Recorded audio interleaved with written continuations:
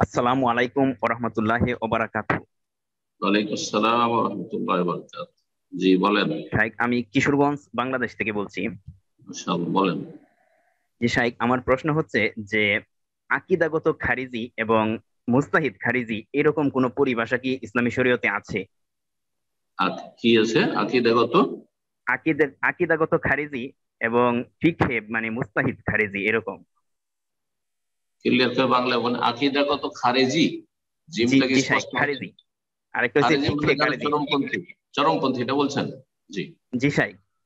আর আরেকটা? আর আরেকটা হচ্ছে ফিকহে খারিজি মানে মুস্তাহিদ ইজতিহাদগত খারিজি।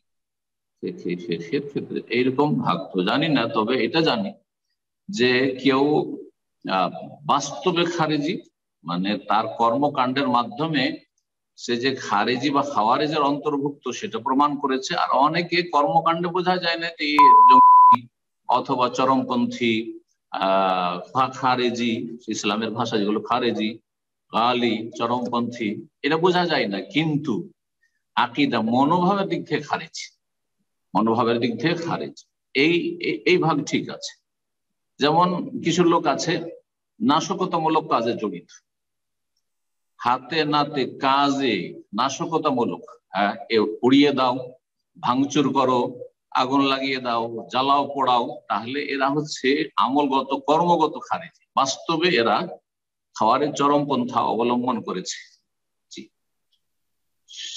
এই একটা দিক। আর আরেকটা দিক হচ্ছে বেশ কিছু লোকেরা আছে, বিশেষ করে নেতৃস্থানীয় খারেজি।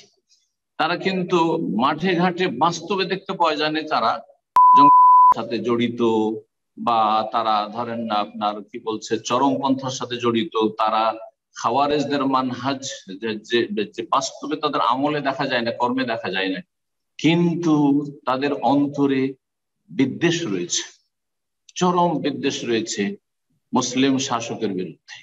পেলে মনে হচ্ছে খেয়ে ফেলবে, অথবা কেউ যদি মুসলিম শাসকের ক্ষতি সাধন করে, মুসলিম দেশের ক্ষতি করে, তাহলে তাতে খুশি হয় যে ঠিক হয়েছে, ঠিক হয়েছে, ভালো হয়েছে।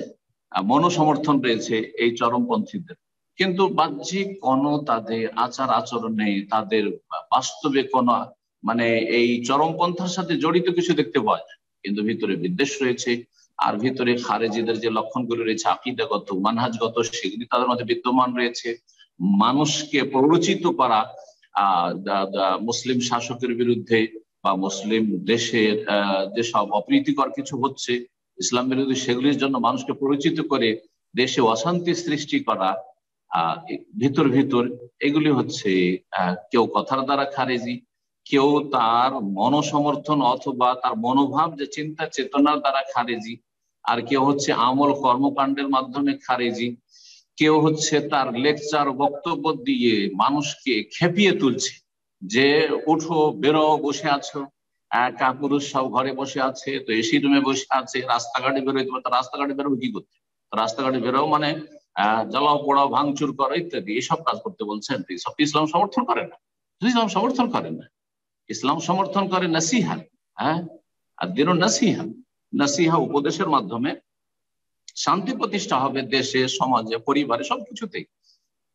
আর এই মানুষকে পরিচিত করে আর মানুষকে খেপিয়ে দিয়ে না নিজে শান্তিতে থাকবে, না অন্যদেরকে শান্তিতে থাকতে দেবেন, না দেশে নিরাপত্তা থাকবে, নিরাপত্তা থাকবে।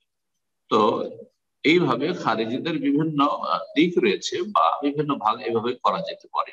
জি, আল্লাহ আলম।